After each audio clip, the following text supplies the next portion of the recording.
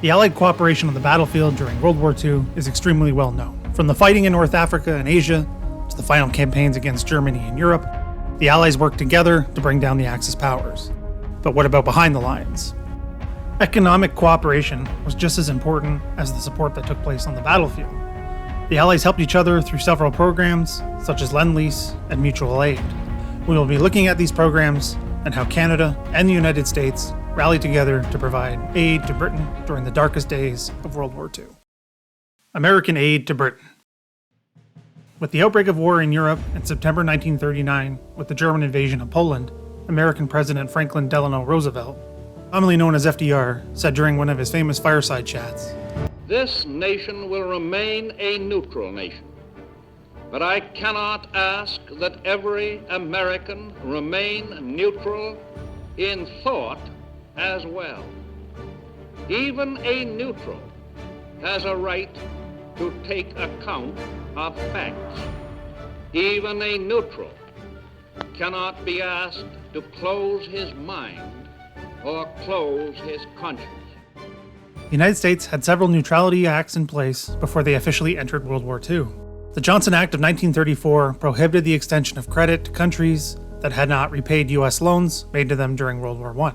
This list of nations included Britain. I have asked the Congress to reassemble in extraordinary session in order that it may consider and act on changes in our neutrality law. The United States had quickly changed its policy once the Second World War broke out. The Neutrality Act of November 1939 lifted the arms embargo and allowed belligerents to purchase war material from the United States, but only on a cash and carry basis. It was passed after a fierce debate in Congress, the ban on loans remained in effect, and American ships were barred from transporting goods to belligerent ports. After the fall of France in June 1940, Britain found itself in a precarious position. The country faced the threat of invasion, and German bombers relentlessly targeted British cities, inflicting tremendous damage and hardship. Despite support from the various nations and colonies of the British Commonwealth and Empire, Britain still needed more material support. American material support for Britain was a gradual process. The United States government sent World War I-era weapons to Britain in June 1940. The aid would only increase from there, despite the various hurdles facing FDR's desire to supply Britain with the needed supplies to fight Germany.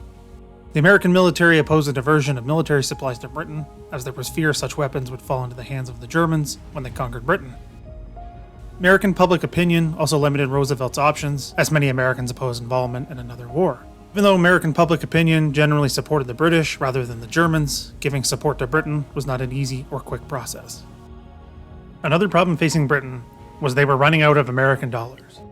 The cash and carry system was causing British-held American cash to run dry, as the British economy was on war footing and could not gain more dollars through increased exports. As a result, other avenues needed to be explored to keep American supplies flowing to Britain. One such solution was the Destroyers for Bases deal. Britain received 50 American World War I destroyers in exchange for letting the U.S. build naval bases in British colonies in the Western Hemisphere. The allocation for 2 more bases was given to America by Britain for free.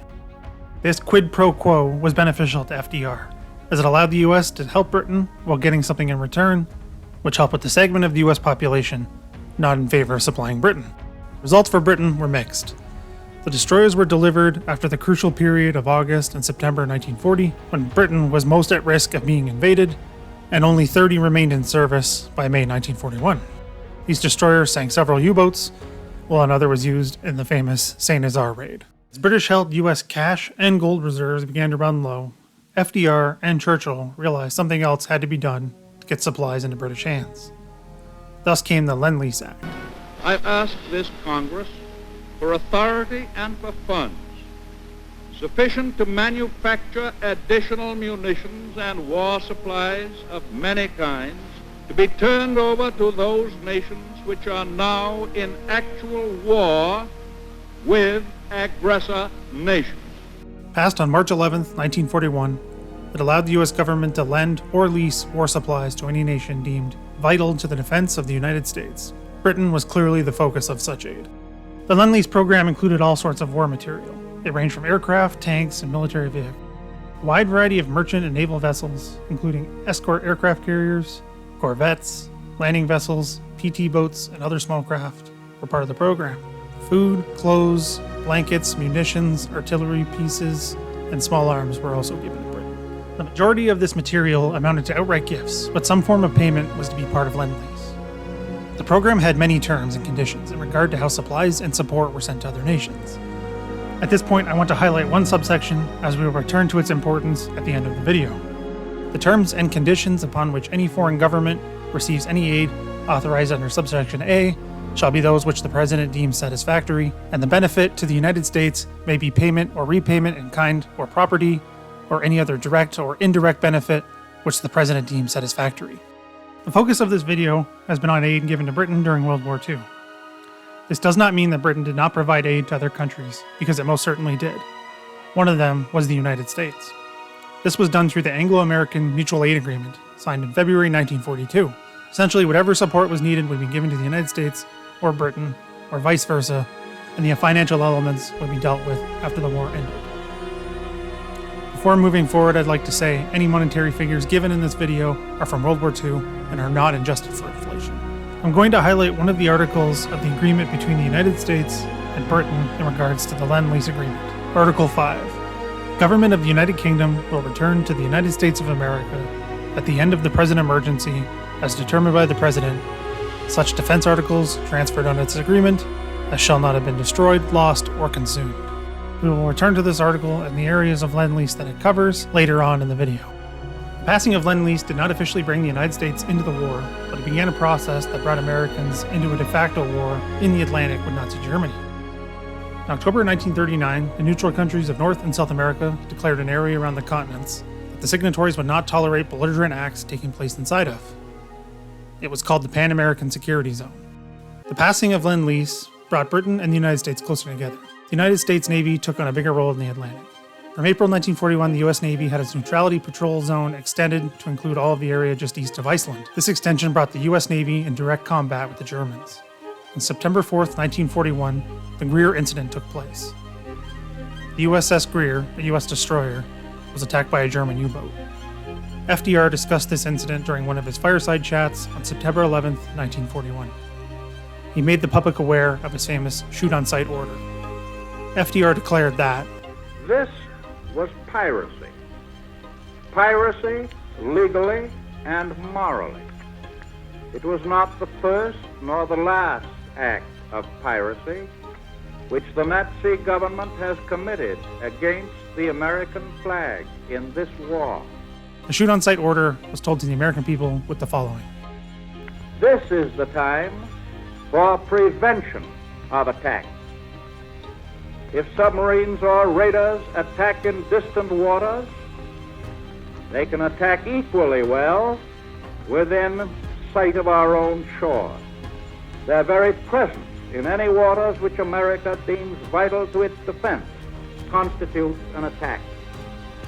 In the waters which we deem necessary for our defense, American naval vessels and American planes will no longer wait until Axis submarines lurking under the water or Axis raiders on the surface of the sea strike their deadly blow first. The United States had become involved in a shooting war with Germany. September 17th, 1941, the U.S. Navy escorted its first British convoy. The German attacks continued on U.S. ships. On October 17th, the USS Kearney was hit by a torpedo from U-568 after attacking it with depth charges. This incident was mentioned in the German declaration of war on the United States from December 11th, 1941. The USS Reuben James, a destroyer, was sunk by a torpedo attack from the German submarine U-552 near Iceland on October 31st, 1941. Of course, the German declaration of war brought the U.S. fully into the war in Europe, but the series of events connected to Lend-Lease brought the U.S. in direct conflict with Germany. One issue with Lend-Lease was the negative impact it had on the United States' neighbor, Canada. To avert a crisis, Canadian Prime Minister William Lyon Mackenzie King and FDR issued the Hyde Park Declaration, named for the American president's New York estate on April 20th, 1941. This agreement provided for American war purchases under Lend-Lease to be made in Canada, and this included war material produced in Canada for Britain. This arrangement alleviated Canada's trade deficit and made it easier for Canada to fill British orders and guarantee financing for them. It was noted in the Hyde Park Declaration that, in mobilizing the resources of this continent, each country should provide the other with the defense articles which it is best able to produce. The result was considerable sales of Canadian-made equipment to the United States and to other countries, including nationalist China. This agreement further strengthened bonds between Canada and the United States, adding to things like the Ogdensburg Agreement, which became a de facto alliance to defend both countries. Canadian aid to Britain. Of course, Canada had been supporting Britain since the beginning of the war. Canadian aviators and sailors had become involved in the fighting almost immediately, and the first large group of Canadian troops arrived in Britain in December 1939. The 1st Canadian Infantry Division had been ready to defend Britain after the events of Dunkirk. Despite this, the Canadian Army was not involved in combat with the enemy until December 1941. The Canadian population had grown restless because of this, and as many Canadians felt their government wasn't doing enough to help Britain. One immediate way to support them was monetary. The $1 billion gift was the Canadian government's first comprehensive attempt to help finance Britain's war effort during World War II. As the result of Canada accumulating large sterling balances in London by the end of 1941, and due to the lack of British gold and U.S. cash reserves, such funds did little to help Canada. As a result, Prime Minister King announced on January 27, 1942, that these funds were being converted into an interest-free loan to Britain to the amount of 700 million Canadian dollars for the duration of the war. In addition, from December 1941, all war supplies, including food, produced in Canada for Britain, were to be an outright gift to the amount of $1 billion. This $1 billion gift was expected to last approximately 15 months, but ran out before the end of the year. This program was superseded in 1943 by mutual aid. There was more to this gift than just altruism by the Canadian government. As the Canadian economy became more and more dependent upon British war orders, stopping them due to a lack of funds would cause major economic problems for the country. Despite this fact, the $1 billion gift and its follow-up mutual aid were quite unpopular in Canada. Its critics focused on the high cost that went to Canada instead of the various benefits it provided to the Allied war effort. Mutual aid was the primary economic means by which Canada assisted its allies during the war. The program was made available to any Allied country. Food, raw materials, and munitions were given from May 1943 until the end of World War II. The Mutual Aid Board, chaired by C.D. Howe, supervised all Allied purchases in Canada and allocated over $2 billion worth of Canadian production without charge, most of it going to Britain and the Commonwealth. Mutual aid and the $1 billion gift were unpopular measures amongst the Canadian population, but they provided the financial basis for Canadian war production, which was also key to Canada's wartime prosperity and one of the country's greatest contributions to Allied victory in the war. U.S. Canada aid. There was no direct aid between Canada and the United States in terms of monetary support. The war material deals remained as cash transactions. Canada was never directly involved in Lend-Lease. One of the most famous stories of these purchases was the American-built planes being pulled across the Canadian border to avoid breaking the U.S. neutrality laws early on in the war. There were many cases of indirect support from the U.S. to Canada. This included Britain transferring some of the destroyers from the deal in 1940 to the Royal Canadian Navy.